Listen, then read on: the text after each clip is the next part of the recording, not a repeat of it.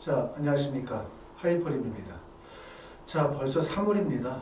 이제 3월에 시작이 되어졌기 때문에 2024학년도가 시작되었다. 이렇게 말씀을 드릴 수가 있고, 현재 고등학교 3학년 되신 분들 11월 수능, 그 다음에 이제 9월에 수시원서 접수 진행하시게 될 거고요. 또 올해 입시에 참여하시는 분들은 현재 고등학교 졸업 예정자뿐만 아니라 고등학교를 졸업하신 재수생 또는 삼수생 또는 사수생 모든 학생들이 2024학년도를 준비하시게 될 것 같습니다.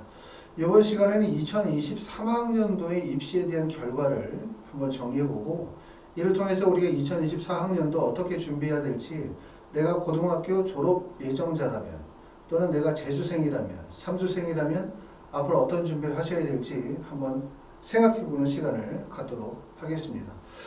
자, 먼저 최근에 인터넷에 올라온 기사 내용 중에 하나죠. 그래서 민영배 의원실에서 올라온 내용인데, 물론 우리가 많은 분들이 다 알고 계셨던 부분이긴 하지만 실제 데이터로 접하고 나니까 정시에서 재수생의 비율이 무척이나 크구나 라는 점을 알 수가 있었고, 특히 제가 주목하는 부분은 뭐냐면 의대 정시 N수생의 합격자 2020학년도부터 2022학년도까지에 대한 데이터를 보여주고 있는데, 이 부분에서 제가 가장 관심을 가지고 있는 부분은 재수생의 비율이 아니라 삼수생, 사수생 이상의 비율을 주목하고 있습니다. 특히 이제 우리가 2022학년도에 약대가 그 신입학으로 들어오게 되어짐에 따라서 전체적으로 의학 계열의 선발 인원이 무척이나 많이 늘었죠. 또 사회적 어떤 구조의 변화에 따라서 많은 분들이 상위권 학생들이 의학 계열에 대한 선호도가 매우 높아지게 되어짐에 따라서 결국은 정시 또는 의대 합격을 위해서 재수나 삼수, 사수를 하시는 분들이 상당히 많이 늘었어요. 결국은 수능이 예전에는 고등학교 3학년 학생과 재수생과의 게임이었다면 이제는 재수생 못지않게 삼수나 사수처럼 다수생들의 비율이 무척이나 늘었다. 요 점을 확인하실 수가 있는데, 이 표를 통해서 그 내용을 정확하게 확인하실 수 있을 것 같습니다. 자, 모든 의과대학이 열거되어져 있는 건 아니지만 대략적으로 서울대부터 시작해서 부산대, 제주대까지의 대학들을 좀 보시면 재수생의 비율이 가장 높은 학교를 보니까 가천대학교, 강원대학교의 비율이 가장 높아요. 지금 보면 가천대학교는 재수생의 비율이 91%, 강원대학교는 91.2%이기 때문에 매우 비율이 높은데, 자세하게 내용을 보면 가천대학교 정시에서 선발한 인원이 45명 중에서 고등학교 졸업 예정자가 4명, 그 다음에 재수생이 19명, 그 다음에 삼수생의 숫자가 15명이고요. 그 다음에 사수 이상이 7명이에요. 그만큼 이렇게 재수생의 비율이 무척이나 높다는 얘기죠. 그만큼 무슨 말이냐면 정시에서 의대를 가려고 한다라고 한다면 사실상 재수생, 삼수생, 사수생이 그만큼 유리하다고 보실 수가 있고, 따라서 현재 고등학교 졸업 예정자이신 분들, 고등학교 3학년 학생들은 정시로 의대를 간다기 하는 것이 그만큼 어렵다는 얘기죠. 왜냐하면 재수생이 전체적으로 차지하는 비율이 2023학년도에 31.13%가 재수생 비율이에요.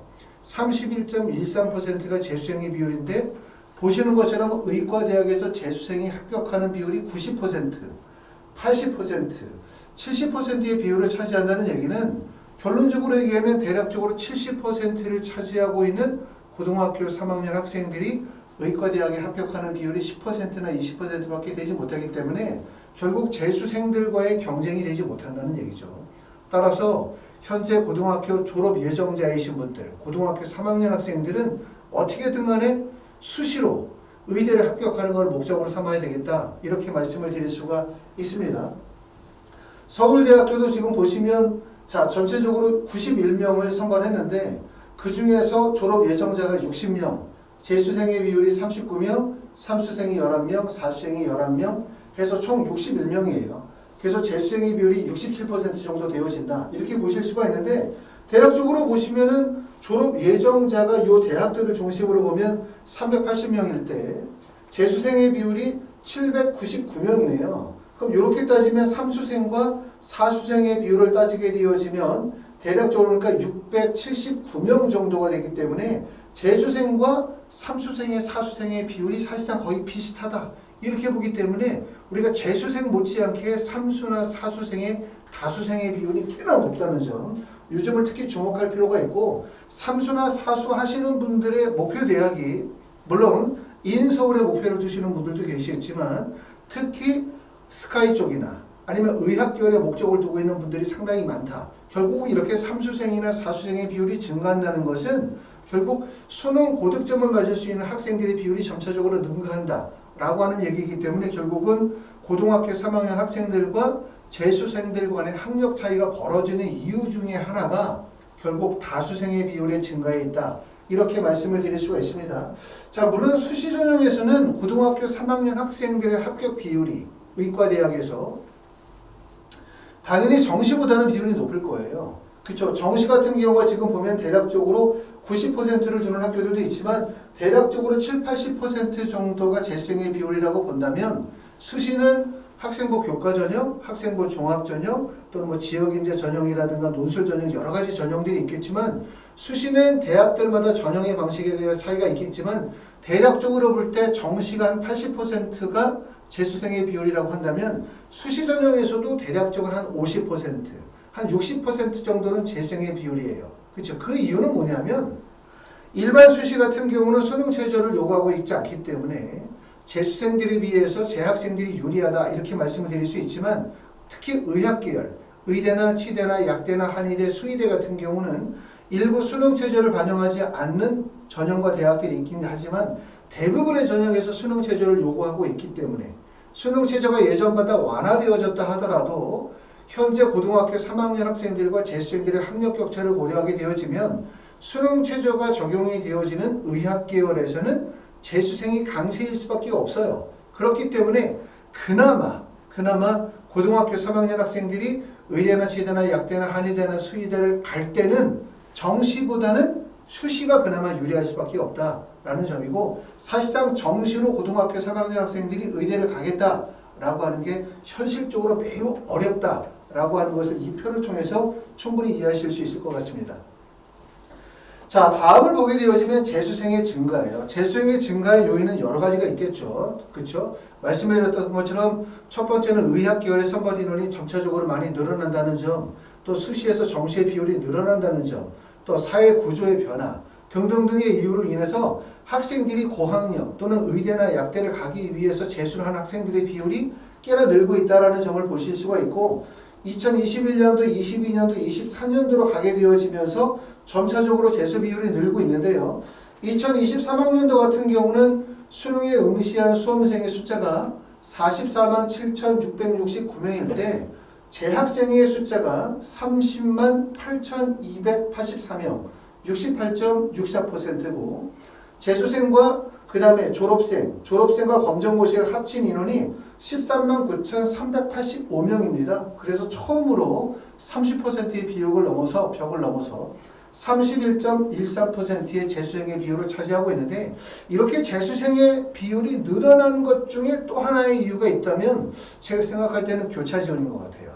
2023학년도로 가면서 수능이 개편이 되어지고 다시 말해서 수능이 통합과 선택과목 체제로 바뀌게 되어짐에 따라서 수능이 개편이 되어지면서 결국 자연계 학생들이 수능에서 강세를 보이게 되고 또 자연계 학생들이 대학을 가기 위해서 교차 지원을 노려서 문과 쪽에 합격을 하죠.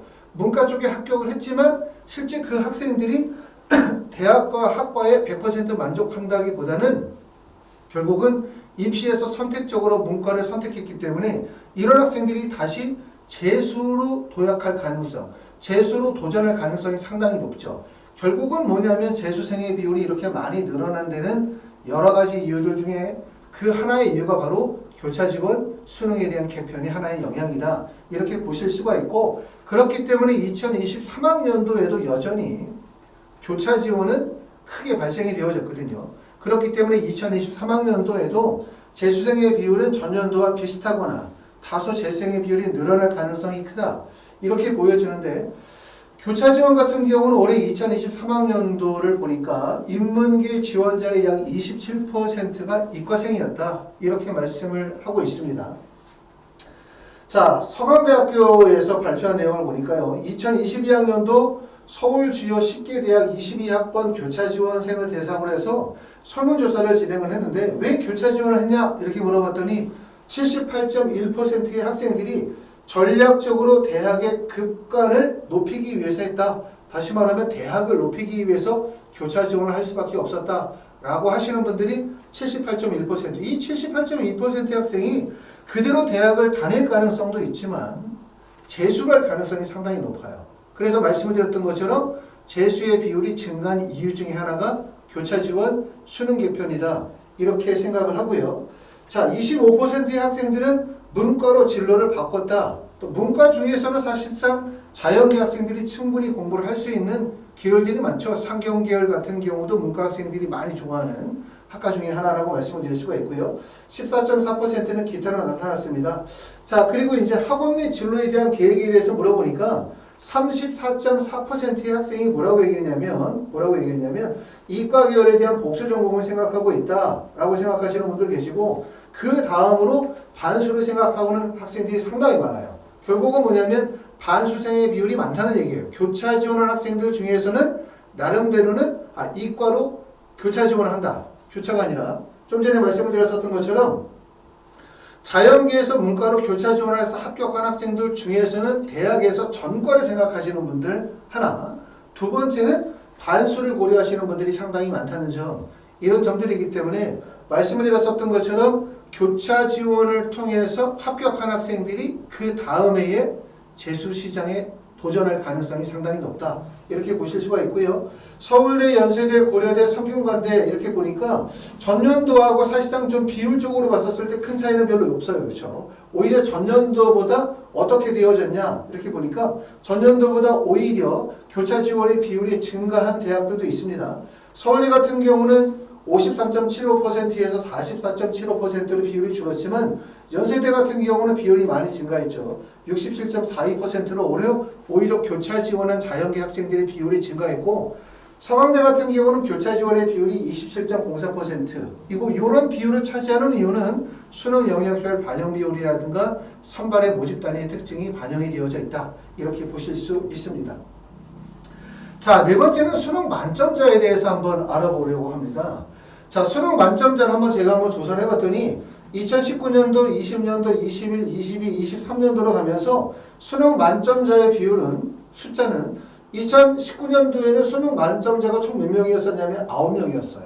그렇죠? 그리고 2020년도에는 15명, 2021학년도에 수능 만점자는 6명이었고 2022학년도가 바로 수능이 개편된 해죠. 그렇죠? 개편되어지면서 모니과가 통합이 된 첫 해라고 말씀을 드릴 수 있는데, 이 해에 수능 만점자가 1명 나왔습니다. 1명 나왔고, 그 다음에 2023학년도인 올해, 작년이죠. 작년은 수능 만점자가 3명이 나왔는데, 주목할 점은 수능 만점자가 줄고 있다는 거예요. 좀 의아한 점은 뭐냐면 말씀을 드렸던 것처럼 첫 페이지에서 보여드렸던 것처럼 재수생의 숫자뿐만 아니라 3수생, 4수생처럼 다수생의 비율이 증가한다. 수능이라는 공부 자체가 그거잖아요. 반복 학습을 통해서 성취도가 향상이 되어질 수 있는 대표적인 게 수능이죠. 자, 고등학교 3학년 학생들보다는 재수생들, 또 재수생들보다는 한 번 더 시험을 치르는 3수생들이나 4수생의 시험이 잘 볼 가능성이 높아요. 물론 3수나 4수생이라고 해서 고등학교 3학년 학생들보다 무조건 공부를 잘한다. 재수생이라 해서 무조건 공부를 잘한다. 재수를 한다고 해서 꼭 유리하다. 이렇게 말씀을 드릴 수는 없지만, 수능이라는 시험 자체가 아무래도 똑같은 책을 한 번 보는 것보다 2번, 3번, 4번을 봤었을 때 성취도가 높아질 수 있으니까 당연히 3수나 4수생의 비율이 증가하면 수능의 만점자가 증가할 가능성이 높다라고 생각할 수 있는데, 보시는 것처럼 2020, 21, 22, 23년도로 가면서 수능의 만점자의 수는 줄고 있다. 이거는 결국은 뭐냐면 수능을 출제하는 평가원에서 수능 시험에 대한 난이도 조절을 하고 있다고 볼 수밖에 없어요. 왜냐하면 수능의 난이도에 실패해서 만점자의 비율이나 숫자가 매우 크게 증가하게 되어지면 수능 시험의 변별력이 떨어지고, 변별력이 떨어지게 되면 입시에 혼란이 올 수밖에 없어요. 그렇죠? 그렇기 때문에 다수생의 비율이 증가하게 되어짐에 따라서 평가원에서는 어떻게 되냐면 전체적인 시험의 난이도를 높인다라기보다는 모든 영역에서 최상위 난이도, 다시 말하면 30문항 중에서 한 2-3문제 정도의 난이도를 높임으로 인해서 결국 만점자의 비율을 줄일 수밖에 없겠죠. 이런 점들이 수능에서 나타나는 하나의 현상이라고 말씀을 드릴 수가 있습니다. 그렇기 때문에 우리가 내가 재수를 한다, 반수를 한다 해서 스카이를 가고 싶다. 의학계열에 도전하고 싶다. 나는 현재 고등학교 3학년인데 의학계열에 도전하고 싶다라고 하면 중요한 거는 1등급을 맞는 게 중요한 게 아니에요. 사실상 1등급에서 만점까지의 간격에서 상위 누적 비율을 경쟁 구간을 뛰어넘느냐 뛰어넘지 못하느냐 이게 중요한데 결국은 지금 이 보여지는 수능 만점자의 비율에서 보여지는 점은 바로 뭐냐면 수능 시험 자체가 1등급을 맞을 수는 있으나 만점을 맞지 못하게 만드는 수능 체제로 가고 있다. 이렇게 말씀을 드릴 수 있기 때문에 내가 고득점을 맞고자 한다. 상위 대학을 희망하신다 하시는 분들은 결국은 만점을 맞는 것. 흔히 말해서 100점을 맞는 전략을 세우시는 게 중요하다. 이렇게 말씀을 드릴 수가 있습니다. 자, 2023학년도 수능 채점 결과를 통해서 한번 생각을 해보겠습니다. 자, 2023학년도는 당연히 뭐가 어려웠나라고 생각해보면 제일 어려웠었던 과목은 수학이었어요. 수학이 만점은 전년도에 비해서 표점은 2점 정도 하락했지만 1등급과 그 다음에 만점 간의 간격폭이 되게 크게 벌어졌죠. 그러다 보니까 실제 수능시험을 잘 본 학생이 상위권 대학을 갈 수가 있었고 수능시험을 잘 본 학생이 결국은 합격을 할 수가 있었어요. 그렇죠? 상대적으로 국어는 전년도에 비해서 표점이 15점 정도 하락하게 되어지면서 국어는 변별력 자체가 크지가 않았어요. 그러다 보니까 국어는 잘 본다 하더라도 경쟁력이 크지가 않죠. 제일 중요했던 과목은 사실상 수학이다. 그 다음에 수학과 탐구 과목이 되게 중요했었다. 문과는 마찬가지로 사탐의 표점의 비율도 높았기 때문에 올해는 결국은 뭐냐면 수학과 그 다음에 탐구의 영역이 입시에서 상위권 대학의 합격을 결정짓는 요소라고 말씀을 드릴 수가 있는데 지금 보시는 것처럼 수학 같은 경우도 보면 1등급이 점수가 몇 점이었냐면 표현 점수가 133점이고 만점의 표점이 145점이죠. 그럼 두 개의 점수 간격 차이가 12점 정도가 벌어지고 있단 말이에요. 점수 간격이. 그렇죠? 이렇게 큰 점수 간격이 벌어지고 있고 그 점수의 간격에서 136점이라고 하는 표준 점수가 의미가 상당히 큽니다. 왜냐하면 136점의 표준 점수의 상위 누적 인원이 13,942명일 때 137점을 맞은 상위 누적 인원은 7,483명이 돼요. 결국은 뭐냐면 1등급이 중요한 것이 아니라 1등급에서 상위 구간을 돌파하는 것. 또 상위 구간에서 만점까지의 도달 간격. 이 구간 안으로 들어가야 결과적으로 얘기하면 상위권 대학이나 의학대학에 합격을 할 수가 있다는 결론이죠. 국어 같은 경우는 마찬가지로 보시면 1등급이 126점, 그 다음에 만점의 표준 점수가 134점. 그렇기 때문에 두 개의 점수 간격은 11점. 이때 1등급을 맞았었을 때 상위 누적 인원은 19,858명일 때 128점의 표준 점수를 맞게 되어지면 10,000명대가 되고요. 129점을 맞게 되어지면 6,764명 정도가 되어지기 때문에 결국 그만큼 어떻게 되어진다? 1등급의 의미보다는 1등급에서 상위 구간, 경쟁 구간을 뛰어넘어야만 상위권 대학에 합격을 할 수 있다. 그 다음에 의대에 합격을 할 수 있다라는 결론에 도달할 수밖에 없어요. 이처럼 이렇게 좀 전에 말씀을 드렸었던 것처럼 만점을 맞기가 어려운 이유, 결국은 수능의 난이도가 높아질 수밖에 없는 이유는 결국은 어디에 있다고 생각하냐면 결국은 다수생의 비율이 증가하고 있다는 얘기예요. 3수생, 4수생, 5수생의 비율이 증가하고 있다. 이게 바로 수능이다. 수능은 반복 학습에 의해서 성취도가 발생이 될 수밖에 없다. 그렇기 때문에 결국은 만점자의 비율을 줄일 수밖에 없다. 만점자의 숫자를 줄이기 위해서는 시험 문제 출제에 있어서 몇 개의 문제에 대해서는 흔히 말하면 킬러 문제처럼 난이도가 매우 높은 문제를 줌으로 인해서 실제 학생들의 만점자의 숫자를 줄일 수밖에 없다. 이게 바로 정시의 특징이다 라고 말씀을 드릴 수가 있고 2024학년도에도 이러한 패턴 구조는 동일하게 반복이 될 수밖에 없어야 그러므로 우리가 해야 되는 목표는 첫 번째 이거죠. 1등급을 맞기 위해서 하는 공부가 하나라면 1등급을 맞기 위해서 공부하는 거. 내가 작년에 수능시험을 봤는데 나는 3등급을 맞았어. 작년에 수능시험을 봤는데 2등급을 맞았어. 그럼 그 학생들의 1차적인 목표는 바로 뭐냐면 1등급을 맞는 목표예요. 1등급을 쭉 맞았다. 일반적으로 자연계에서 1등급을 전체를 쭉 맞으면 대략적으로 서울대학교 일반과에 합격할 가능성이 높죠. 자, 그리고 난 다음에 내가 목표대학이 높다면 1등급에서 1등급과 만점의 중간 구간에 들어가는 거죠. 경쟁 구간을 뛰어넘는 구간에 도달하는 거. 이게 2차적인 목표일 거고 그 다음에 내가 더 큰 목표를 가지고 있다라고 하면 만점에 접근할 수 있는 공부법을 터득하는 거. 이게 중요하기 때문에 어떻게 보면 이게 공부가 하나의 3단계로 구성이 되어졌다고 볼 수가 있겠죠. 3등급에서 1등급을 맞는 구간, 1등급에서 1등급과 만점의 구간, 경쟁 구간을 뛰어넘는 거. 그 다음에 다시 만점에 도달하는 간격이기 때문에 어떻게 보면은 2023, 2024의 수능은 마치 높은 산을 오르는 것과 같다라고 말씀을 드릴 수가 있을 것 같아요. 산의 정상까지 올라가기가 그만큼 매우 어렵다. 이렇게 표현할 수가 있을 것 같습니다. 자, 여기서 특히 이제 우리가 주목할 점들은 뭐냐면 작년도 마찬가지지만 재수생과 고등학교 3학년 학생들끼리 학력 격차가 점점 벌어지고 있는데 뭐 그 이유를 첫 번째는 코로나로 핑계를 대시는 분들도 많죠. 코로나 시대를 겪으면서 고등학교 3학년 학생들의 학력이 많이 좋아졌다. 이렇게 말씀하시는 분들도 계시지만 제가 볼 때는 그것도 하나의 이유가 될 거예요. 하지만 또 하나의 이유는 재수생의 비율이 증가하고 있다는 점. 특히 그 재수생들 중에서 서울대, 연세대, 고려대, 서강대, 성균관대, 한양대, 중앙대 등 서울 주요 대학에 합격한 상태에서 재수하는 학생들이 늘고 있다는 거예요. 다시 말하면 전체적으로 재수생의 수준이 증가하고 있다는 점. 그 다음에 3수생이나 4수생이 증가하고 있다는 점. 이런 점들이 결국은 뭐냐면 고등학교 3학년 학생들과 재수생들 간의 학력 격차를 벌리는 요인이 아닌가라고 생각하고요. 2023학년도 국어 영역에서 1등급을 맞은 졸업생의 비율이 57.3%, 2등급을 맞은 졸업생의 비율이 55.1%입니다.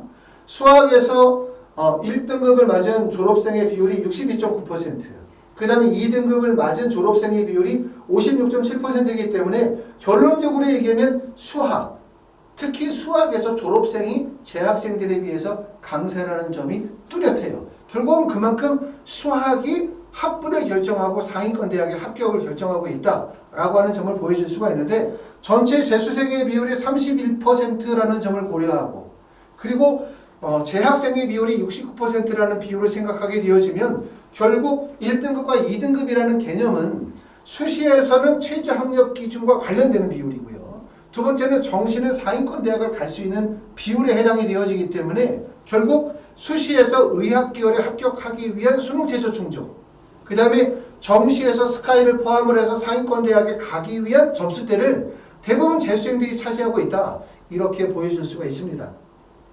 자, 그렇기 때문에 이제 제가 이 영상을 말씀을 드리는 얘기는 현재 고등학교 3학년 학생이다 라고 생각하면 학교 내신 공부, 그 다음에 학생부 관리뿐만 아니라 수능 공부 정말 열심히 해야 되겠구나. 왜? 수능 공부 잘 못하면 수시 지원에서 수능 최저 충족하기도 어렵고 정시로 상위권 대학을 가기는 더욱더 어려워진다는 얘기예요. 이 점을 꼭 명심했으면 좋겠고 또 재수생들은 이런 생각을 해야 되겠죠. 자, 재수생들이니까 고등학교 졸업 예정자 고3보다 유리하다. 그러니까 재수하면 성공하겠다. 이렇게 생각하시면 다 안 되죠.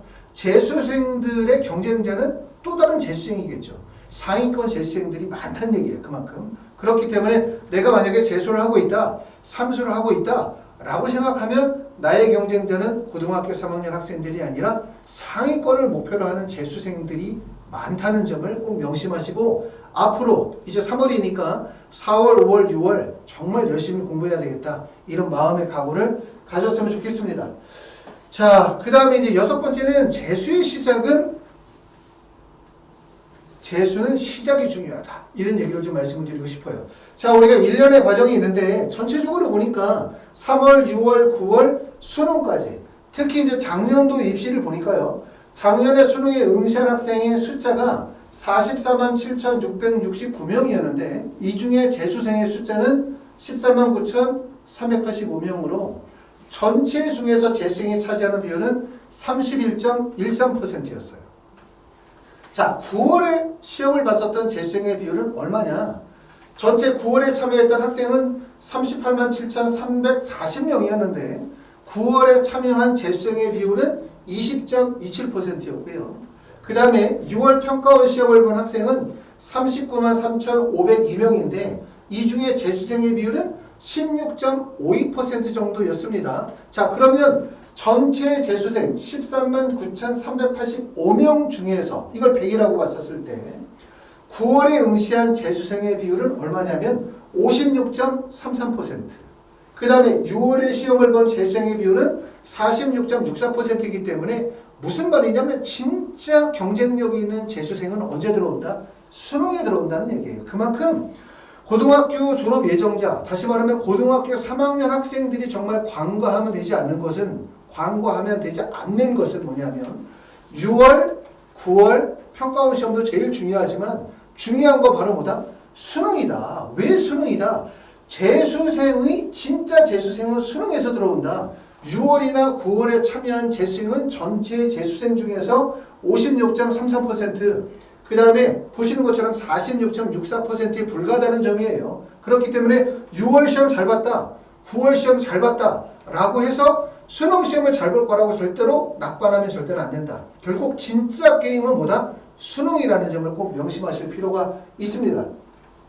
자, 특히 이제 우리가 재수생들이거나 현재 대학을 걸치신 분들이 계세요. 대학을 아까 말씀드렸던 것처럼 요즘에는 반수생의 비율이 상당히 높고, 최근에 이제 신문을 통해서도 보시는 것처럼 서울대학교, 카이스트, 연세대, 고려대, 서강대 이런 대학들에 다니고 계시면서 현재 합격을 했지만 재수를 결심하시는 분들, 반수를 결심하시는 분들이 상당히 많아요. 근데 일반적으로 반수라고 하면 어떤 겁니까?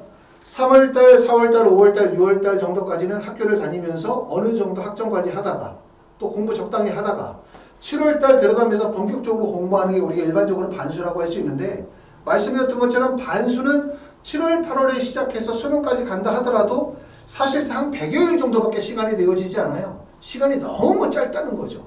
그렇죠? 그리고 반수를 하시는 분들의 목표 대학이에요. 자, 최근에 그 정시 컨설팅을 하면서 만나 뵀던 분이 이런 얘기 하시더라고요. 우리 애가 지금 성균관대를 다니고 있는데 사실 연대고대 제일 많이 보내는 학교가 성균관대다. 또 서울대 제일 많이 보내는 학교가 연고대다. 이런 얘기 하시더라고요.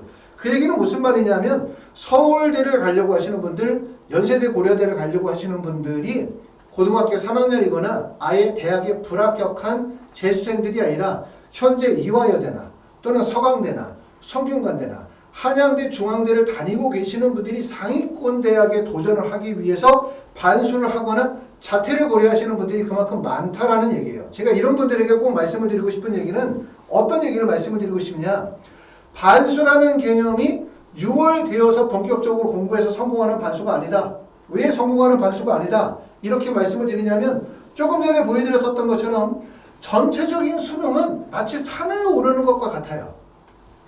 1등급을 맞거나 2등급을 맞는 것은 오히려 쉬울 수 있으나 1등급에서 상위 구간으로 올라가야만 경쟁력을 갖추게 되어지는데, 3수생이나 4수생이나 다수생의 비율이 증가하게 되어짐에 따라서 결국 1등급에서 상위 구간, 다시 말하면 표준점수 12점 차이를 극복하기가 매우 어렵다는 얘기예요. 고득점을 맞기가 어렵다. 수능 자체가 고득점을 맞기가 어렵다는 얘기죠. 그렇기 때문에 내가 만약에 현재 서강대를 다니고 있다, 고려대를 다니고 있다, 또는 내가 서울대를 다니고 있다, 그러면서 내가 의대를 가고 싶어서, 내가 연고대를 가고 싶어서, 내가 중앙대를 가고 싶어서 내가 만약에 재수를 결심하고 있다, 반수를 생각하고 있다 라고 하시면 이런 분들은 어떻게 해야 되냐면 7월부터 본격적으로 공부를 시작하는 것이 아니라 지금부터 자신에게 맞는 전략과 프로그램을 짜가지고 공부를 시작하셔야 돼요. 그래야만 달라지는 2024학년도 입시에서 고득점을 맞을 수가 있고 입시에서 성공할 수 있는 전략을 세우실 수 있다는 점을 꼭 말씀을 드리고 싶습니다. 자, 마지막으로 이제 하이프리뷰에서 진행하는 재수, 반수 프로그램에 대해서 좀 설명을 좀 드려보려고 합니다. 자, 하이프리뷰에는 이런 재수생들, 이런 반수생들이 적합하다 이렇게 말씀을 드리고요. 자, 어떤 학생들이 저희 학원에 좀 잘 맞냐? 첫 번째, 집단식 획일화되어진 대형 재수학원이 잘 맞지 않는다고 생각하시는 분들 계시죠. 자, 막상 내가 재수를 했어. 그래서 내가 재수학원을 막상 가보니까 한 반에 인원이 막 20명이고 30명이야. 그런데 수업 시간에 나는 수학을 잘해. 그런데 수학은 잘하는 과목은 수업하고 내가 못하는 국어 과목은 나름대로 본인이 흡족하거나 만족할 만큼의 수업과 진도가 이루어지지 못하는 거죠. 결국은 뭐냐면 학생에게 맞는 수업, 학생에게 맞는 수업의 교재가 이루어져야 하는데 집단식 수업을 진행을 하다 보면은 본인이 가지고 있는 취약 부분, 또 본인이 잘하고 있는 잘하는 과목에 밸런스가 맞지 않거나 내가 더 열심히 공부해야 되는 과목에 많은 시간을 투자해서 공부하지 못하기 때문에 재수를 시작하면서 혼란에 빠지시는 분들이 상당히 많아요. 야, 이렇게 공부하다가는 말이야 6월이 되어도 책 한 권이 못 끝날 것 같아. 7월이 되어도 성적이 크게 안 오를 것 같아. 큰일이야 라고 생각하시는 분들이 계시죠. 그렇기 때문에 말씀을 드렸던 것처럼 첫 번째는 집단식 대형 재수학원이 프로그램이 잘 맞지 않는다고 생각하시는 분들, 첫 번째. 두 번째는 반수를 해야 되겠다, 그러니까 자퇴를 해야 되겠다, 아니면 7월서부터 공부해야 되겠다 라고 생각하는 재수생들이 계실 거예요. 말씀을 드렸던 것처럼 7월서부터 재수 본격적으로 시작하시면 늦습니다. 내가 만약에 현재 다니고 있는 대학이 좀 낮은 대학이야. 경기권의 대학이거나 아니면 서울 끝에 있는 대학이다. 그리고 내가 이번에 수능에서 3등급 맞고 갔다 라고 하면 3등급에서 2등급까지 끌어올리는 거는 쉬울 수가 있어요. 하지만 1등급에서 아까 말씀드렸던 것처럼 표준점수 133점에서 표준점수 136점까지 끌어올리는 과정은 어렵거든요. 그렇기 때문에 반수가 실패하는 주로 학생들은 하위권 학생들보다는 중상위권의 학생들이 반수가 실패할 가능성이 매우 높아요. 왜? 고득점을 맞아야 목표를 이룰 수 있기 때문에.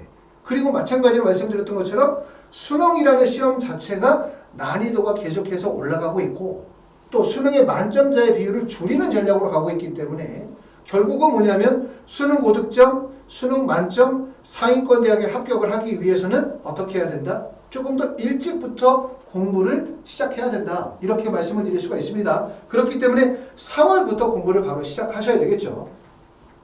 자, 세 번째는 학습의 기초가 부족하고 올바른 학습 습관과 동기부여가 필요하다고 생각하시는 분들, 또 작년에 재수학원에서 실패하셔서 삼수를 하시겠다고 결심하시는 분들, 새로운 프로그램이 필요합니다. 작년과 똑같은 패턴의 재수가 아니라 작년에 잘못한 부분, 작년에 충실했었던 부분이 무엇인지를 정확하게 판단하고 거기에 따라서 고득점 전략을 세우셔야 되겠죠. 자, 그 다음에 고3 실패의 원인이 과도한 수업으로 인한 학습 시간이 부족이라고 생각하시는 분들, 또는 성적은 부족하지만 나는 올해 반드시 의대 가겠다 결심하신 분들이거나 또 우리 애는 꼭 의대 보내고 싶다 라고 하시는 부모님들 계신다고 한다면 학생 맞춤형 프로그램이 필요해요. 모든 학생들이 동일한 프로그램을 선택하는 프로그램 속에서는 나에게 맞는 프로그램, 내가 목표하는 대학에 갈 수 있는 프로그램을 구성하실 수가 없습니다. 자, 여덟 번째는 검정고시 출신자 같은 경우도 마찬가지죠. 나름대로의 뚜렷한 목표와 의지를 가지고 검정고시를 시험을 보고 원서를 쓰시는 분들 입장에서 볼 때는 그들에게 맞는 특별한 프로그램이 반드시 필요하다고 말씀을 드릴 수가 있어요. 자, 하위폴에 비해서는 나에게 최적화되는 학습 방법으로 스카이, 의학계열에 도전하자 이런 표어를 가지고 있는데 학원은 대치동에서 재수생들을 지도한 지가 벌써 한 20년 정도 지도했기 때문에 그만큼 시스템이 안정화되어져 있다라고 말씀을 드릴 수가 있고 더군다나 여기가 대치동이기 때문에 지도하시는 선생님들은 당연히 서울대, 연세대, 고려대 석사나 박사 이상의 전문 강의력을 가지고 계신 분들이 직접 지도하도록 할 거고요. 학원에서 진행하는 재수 프로그램은 3단계 프로그램이 있습니다. 독학재수, 그 다음에 취약과목 독학재수, 그 다음에 성공재수 종합반이라는 프로그램이 있어요. 자, 만약에 내가 반수를 생각하고 계시다. 내가 지금 학교에 합격을 해서 오늘부터 학교를 갔다 라고 하시는 분들은 어떻게 진행을 해야 되냐면 학교에 가는 스케줄을 학원에서 파악하겠죠. 자, 나는 월, 화, 수, 금을 학교를 간다. 몇 시부터 몇 시까지 학교를 간다. 그럼 학교를 가지 않는 시간을 체크하고 그 시간에 학원에 등원하겠죠. 그래서 그 학원에 등원하는 시간 동안에 효율적으로 공부할 수 있도록 학습에 대한 플랜, 계획을 짜서 진행하게 되고 실제 학생이 얼마만큼의 공부를 소화하고 있는지 진도나 계획들을 수립하게 될 거고요. 또 거기에서 만약에 내가 요번에 수능 시험을 봤는데 수학을 3등급을 맞았어. 다른 과목은 다 1등급을 맞았기 때문에 잘 됐어. 하지만 수학 3등급 때문에 내가 대학을 이 정도밖에 못 갔어. 라고 하시는 분들 입장에서 볼 때는 수학을 빨리 성적을 끌어올려야 되잖아요. 그런 경우에는 수학만 1대1 개인 클리닉 형태의 수업을 진행을 하는 겁니다. 취약과목 독학재수라고 할 수 있겠죠. 내가 대학을 다니면서 혹시라도 나는 반수를 해야 되겠다. 그래서 일반 종합반에 야간반에 들어간다 라고 하면 낮 시간에는 대부분 대학에 묶여있고 저녁 시간에는 학원에서 수업 듣고 인강 듣고 그러면 사실은 고등학교 3학년 때보다 사실상 허비되는 시간이 너무나 많죠. 그렇죠? 인강만 들어서 수업만 들어서 성적이 오를 것 같았으면 벌써 올랐습니다. 공부가 효율적으로 진행을 하기 위해서는 배우는 수업뿐만 아니라 그 배운 내용들을 자기의 것으로 만들어가는 과정들이 반드시 필요로 하기 때문에 자기주도 학습 시간들을 확보해야 돼요. 그러기 위해서는 개별 맞춤형 수업이 반드시 필요하다. 이렇게 말씀을 드릴 수가 있고, 그렇기 때문에 주로 반수생들, 재수생들 같은 경우들은 초기 과정에서는 독학재수 또는 취약과목 독학재수 프로그램에서 맞춤형 프로그램을 짜고요. 그러고 난 다음에 6월, 7월 정도 되어져서 만약에 학교를 휴학하거나 학교를 안 가게 되어졌다. 많은 시간의 학습 시간이 나온다. 그럼 이제 성공재수 종합반이라고 해서 오전에 8시부터 저녁에 10시나 12시까지 학습 관리와 수업이 병행이 되어지는 구조로 진행을 할 겁니다. 그렇죠? 그리고 이렇게 반수를 하시는 분들 학원에 오시는 시간이 좀 더 학원에 와서 출석해서 공부하는 시간이 좀 적은 경우들은 거기에 맞게 수업료를 책정하도록 그렇게 할 겁니다. 학원에서는 매달 모의고사를 봅니다. 자, 3월부터 내가 대학을 다니면서 반수를 한다 하더라도 매달 모의고사를 통해서 실전력을 배양하고 현재 공부 상태를 점검할 필요가 있겠죠. 매달 모의고사를 보고 그 다음에 선생님들이 항상 계시기 때문에 학생 1대1 질의응답, 대학생들이 질문을 받아주는 건 아닙니다. 학원에 계신 전문 선생님들이 직접 수업하시고 직접 수업하신 선생님이 학생의 질문을 받도록 할 거고요. 설령 독학재수라 하더라도 수업을 듣지 않는다 하더라도 전문 선생님들이 직접 상담을 통해서 교재 설정, 진도 계획, 앞으로 학습 방향에 대해서 상담을 드리도록 할 겁니다. 자, 8번째는 수시와 정시에 대한 입시 컨설팅 받으시 필요로 하죠. 하이프리뷰 TV 보시면 아시겠지만 제가 나름대로는 열심히 입시에 대해서 연구하고 또 많은 정보들을 드리려고 합니다. 이런 것들이 결국은 학원에 다니고 있는 학생들, 저희 학원에 있는 학생들에게 많은 정보를 주기 위함이기 때문에 재수생들이나 반수생들에게 그러한 정보 제공을 통해서 수시와 정시에 대한 올바른 전략들을 세우도록 그렇게 할 거고요. 또 학원에서는 급식이 제공이 됩니다. 자, 식사 걱정하시는 분들도 꽤 많이 계시더라고요. 그런 분들은 급식이 제공이 될 겁니다. 자, 이렇게 해서 이제 전반적인 내용에 대해서 설명을 드렸고요. 자, 오늘 설명을 드렸었던 내용은 바로 이거예요. 2024학년도를 대비하면서 또 2023학년도 입시를 우리가 전체적으로 결산하면서 우리가 느끼는 점들은, 자, 대학 입시는 어려워지고 있구나. 특히 고등학교 졸업 예정자들에게는 더욱더 어려워지고 있구나. 또 수능이라는 시험 자체가 어려워지고 있구나. 전체적인 수능의 난이도가 어려워진다는 얘기가 아니라 1등급에서 만점을 맞는 그 구간에 들어가기가 매우 어렵구나 라는 점 말씀을 드렸고, 또 하나는 삼수생이나 재수생의 비율이 꽤나 많이 증가하고 있구나. 그렇기 때문에 일반적인 반수의 개념이 6월이나 7월부터 시작하는 반수의 개념이 아니라 3월부터 6월이나 7월 달까지는 학생에게 최적화되어진 프로그램을 통해서 효율적 관리를 진행하고, 그 다음에 7월에서부터는 본격적으로 재수를 풀 가동하는 이런 프로그램을, 맞춤형 프로그램을 진행해야 되겠구나. 이런 생각들을 해보게 되었습니다. 자, 2024학년도 입시도 2023학년도 못지않게 당연히 어려운 입시가 될 수밖에 없겠지만 우리가 적극적으로 노력하시고 최선을 다한다면 반드시 좋은 결과가 있을 거라고 생각합니다. 감사합니다.